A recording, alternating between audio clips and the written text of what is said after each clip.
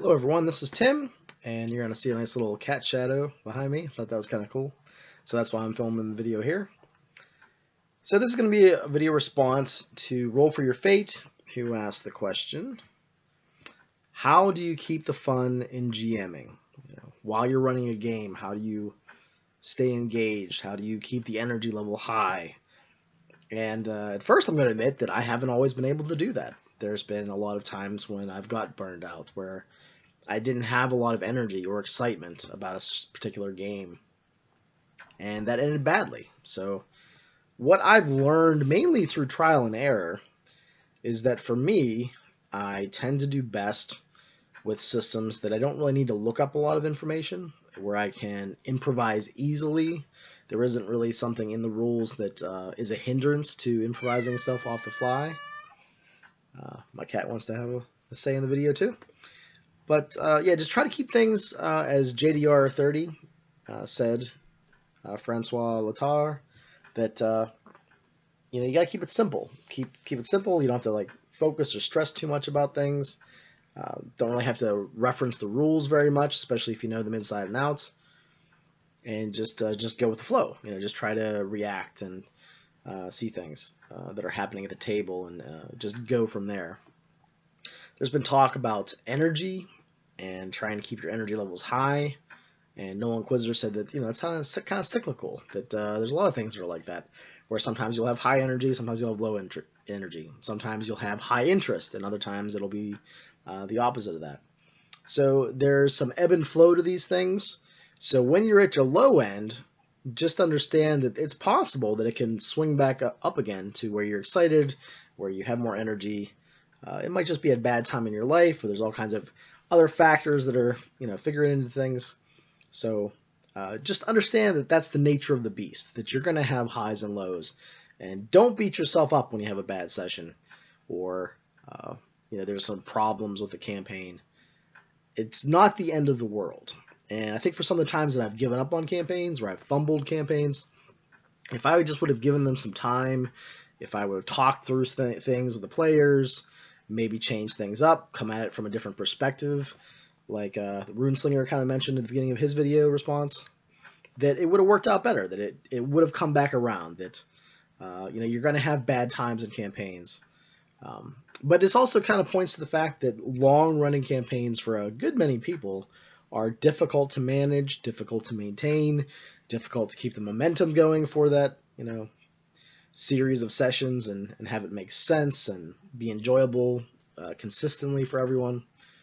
And Nolinquisitor mentioned that he's better at running one-shots, or maybe like short campaigns. And JDR30 said the same thing, or JDRD30, that he tends to do better with shorter campaigns and one-shots because of his life. And I'm the same way. Kids, house, wife, job, trying to balance and juggle all these things can be very difficult. So because of those real-life pressures and restrictions on time, that can have an effect on the fun that you have as a GM. Because if you have lots of time, like when I was single and didn't really have a house or anything to take care of, didn't have to cut the grass, I had a lot of free time to work on prep, to plan encounters, to stat up crunchy little stat blocks for different RPGs that I played over the years.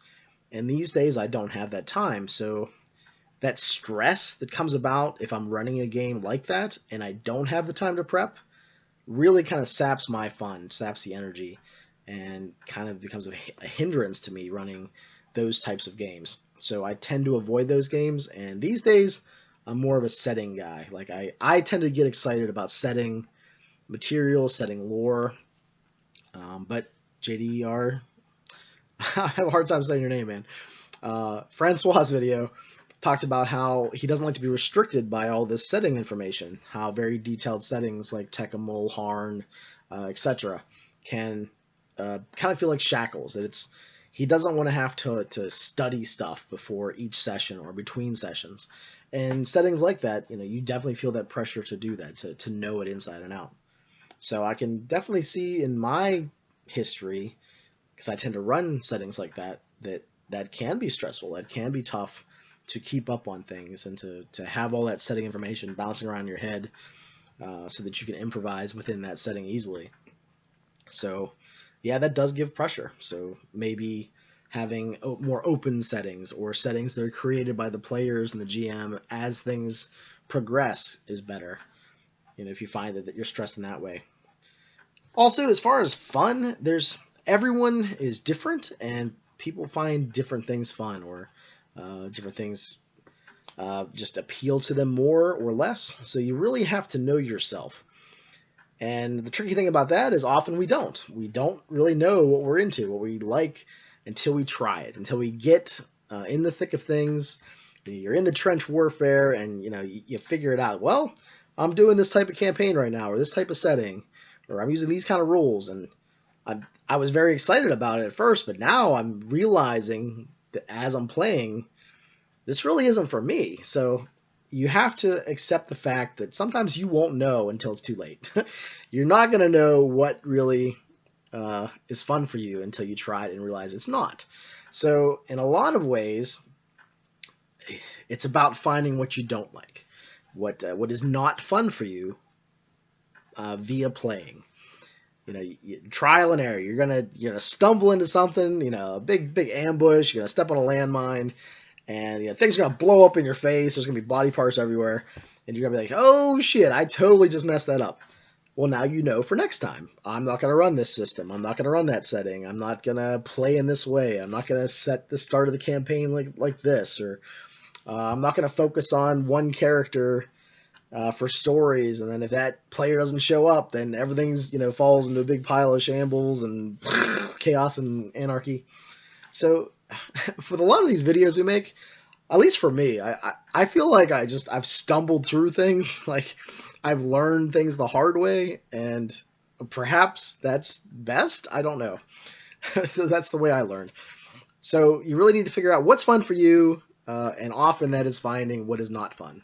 That is, stepping on that landmine of unfunness and watching all kinds of disarray and discord follow you in your wake. So, but try not to be too negative about that. That's something I have a hard time with. Try to look at those times as learning experiences to make things more fun in the future, especially for the original poster, Roll for Your Fate.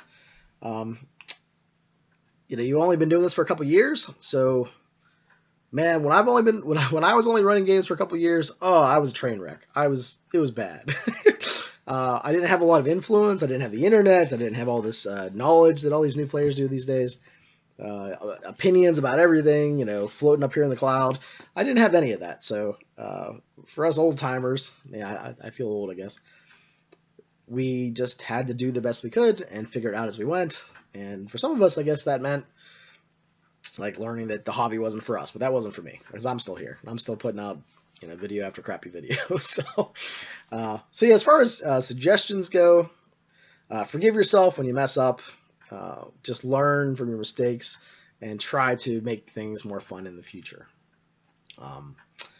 As far as types of fun, I guess maybe that you could have, some GMs are really into props. So props and music and smells. So if you're into that and you have time, try to do that. Try to have a prop. Try to have some sounds in the background. It sounds maybe kind of strange, but just little things like that in the room or in wherever you're playing, that can really influence the fun a GM has. That maybe the players notice these props and are very excited by them. So if you spend a little bit of effort there, that can really pay off in dividends later. If you're not sure about what the players are into, ask them, because as a GM, you want the players to have fun, and in turn, when they have fun, you can have fun. Sometimes that balance between the fun of players and GM can get lopsided in favor of the players. So don't be afraid to be a little bit, maybe not selfish is the word, but just focused on the things that you enjoy. And yeah, there's a give and take there. It's a dance. Hopefully it's not Mary Jane's Last Dance, aka Tom Petty, where you're dragging a corpse around. But do the best you can and learn from your mistakes. Try to think if I can think of anything else here before I stop the video. If you find, as a GM that you're not having fun, try to sit back and analyze what's happening. Try to maybe make a list of pros and cons, things that are helping you out, things that are harming you, or detracting from your fun. If that's the case, change things up. If you always do things the same way, you're never going to understand maybe other alternatives to do things. And if you always start the session the same way, maybe one day mix it up. Surprise your players, and they in turn may surprise you. Stop, take breaks if you're getting stressed out. Maybe we can talk about stress here a little bit. I've been going through like therapy and stuff, and this is outside of gaming, but I learned that when it comes to stress, usually the only things that really help with stress are to talk about it or to get exercise. So maybe as a course of running games and things, you will take time out. Maybe this can be time where you brainstorm, meditate, or take a walk and get some exercise, kind of de-stress yourself. You can have a little bit of performance anxiety perhaps before a session. So I know Black Barnes, Mr. Barnesy, likes to take walks, and he sort of like meditates and thinks about the campaign before it starts, and he said that does him a world of good. Just to take a little moment for yourself, again, kind of focus on yourself here and the fun you have. Get some exercise, de-stress, and think about things. Think about what's coming in the campaign, what might be coming, things that have happened in the past that could come back again. And you can do all these things while you're getting some exercise. And I know myself, I have a little bit of a weight problem, so that would be a good thing for me too to enact. So maybe get some exercise and sort of clear your mind of all the garbage and junk from your real life, and focus on these fake, imaginary places for a little bit before you start a session. I think that could do some people a world of good. If you find that your fun is being sort of ruined by all the responsibilities you have as a GM, you can delegate some authority, kind of like maybe like a supervisor would. Talk to some of your players. Maybe if you're like me and you're terrible at taking notes while you're running a game, I really am, I'm bad at it. It's good maybe to take recordings so you can go back through later and listen to them, or to have a player take notes. Maybe you have multiple players take notes, and they can hand those in to you or make copies and give them to you, or send an email or a private message on Facebook or something with all those details. I know for myself, I get so wrapped up in role-playing NPCs that I can't get out of that and jot notes. I'll go through an entire scene and look down at my notes and I'm like, I didn't write any of that. And I have a bad memory, so often I'll miss details, forget details. So for me, it really helps when players take notes and do sort of like summaries of sessions. And as far as my fun as a GM, that actually increases my fun, because I can go back through and have a sense of relief that all those details, all those fun, exciting things that happened aren't just lost, aren't just experiences we had that maybe we might not remember. But often my players have better memories than I do, which is probably a different topic for a different video. John Cleese of Monty Python and the Holy Grail fame, Monty Python movies and TV show and stuff, did a video about creativity and how it's important to take time out for yourself to do that. Again, that can be very difficult if you have a house, family, job, wife, etc. But even if it's just a little bit of time every day, that time to think about things, focus on things, you can have some inspiration flow into you. The lack of inspiration, the lack of these ideas that sort of pop into your head at times, those muses that, give you some ideas for your campaign. If you don't set time for them, they might not speak as much. So there's that, and there's also try to have a notepad with you, or maybe like an app on your phone, somewhere where you can jot down creative ideas as they pop into your head, because you're going to lose them. And there's nothing more frustrating, perhaps just for me, than to lose a great idea. Often it's the same way with topics for videos. I'll have a great idea and then it's just gone. I get frustrated. So it's more fun, I guess, to me to have those ideas and keep them and have them organized. Organization, that's another thing. If you are not organized, it can sap your fun. If everything is well laid out and it's easy to reference and it's right in front of you, right at your fingertips, perhaps on a laptop, 3x5 cards, a GM binder, Something like that. If you have that organized and you spent the time for that, perhaps before the campaign even started, that can make it more fun for you. There's less time getting frustrated looking for things. That feeling of you have something, but you can't find it. That can be frustrating and that can sap your fun. But if it's all laid out right in front of you, you don't have to worry about that. Boom, boom, boom. Here it is. Here we go. Here's the name of the NPC. Here we go. Here's the stat block. Here we go. Here's a bunch of plot ideas. Here's a bunch of setting information. Boom, boom, boom. And then you just roll, and it's just flying right out of you. And that can be a lot of fun, especially just seeing the players react when you are prepared. There's no downtime, there's no ahs and ums when they ask a question, or if they role play in character and you don't know the name of some NPC organization that you mentioned 3 sessions ago.